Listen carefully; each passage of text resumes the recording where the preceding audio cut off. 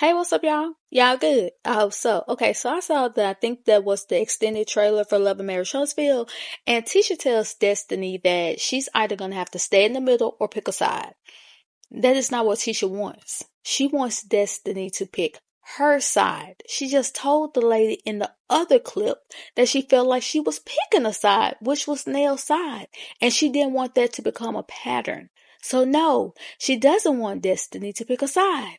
And I saw a few of the comments, and some of the people were like, "Is this high school? What do you mean pick a side?" Listen, whether you say pick a side or you don't ask them to pick a side, and the person chooses the other side and you decide to end the relationship, you still got mad at them for the same reason because they didn't pick your side.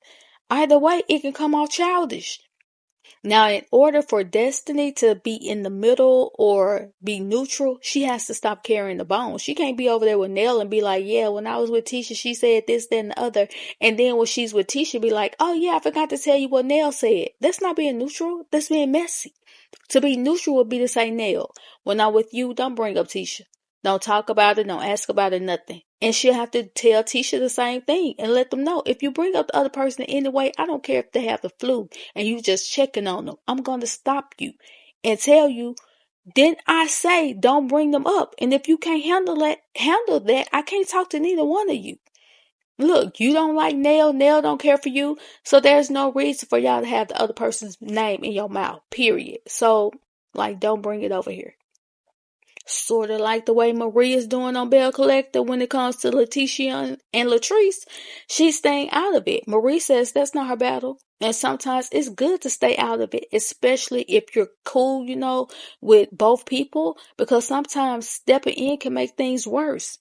And when it comes to Destiny, maybe she has to say that because being in other being in other folks' business is her storyline for now. I did see where her mom and siblings are supposed to be on the show. Not sure how many scenes or episodes they may have, but will it be enough to keep her out of other folks' business? I mean, I guess I'll find out when they post the clips online, child. I think the show come back on Saturday. And another thing, where's all that mouth that Destiny has for everybody else? I mean, she popped off on Stormy, Sunny, Miss Van. Heck, she even went off on Chris Fletcher. So why doesn't she have that same energy for Tisha?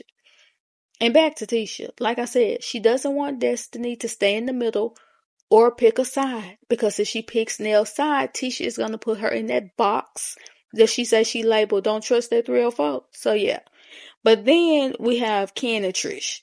They go to visit Dr. Francis. And I swear, if I didn't know Ken's voice, I would have thought that was Marquez talking.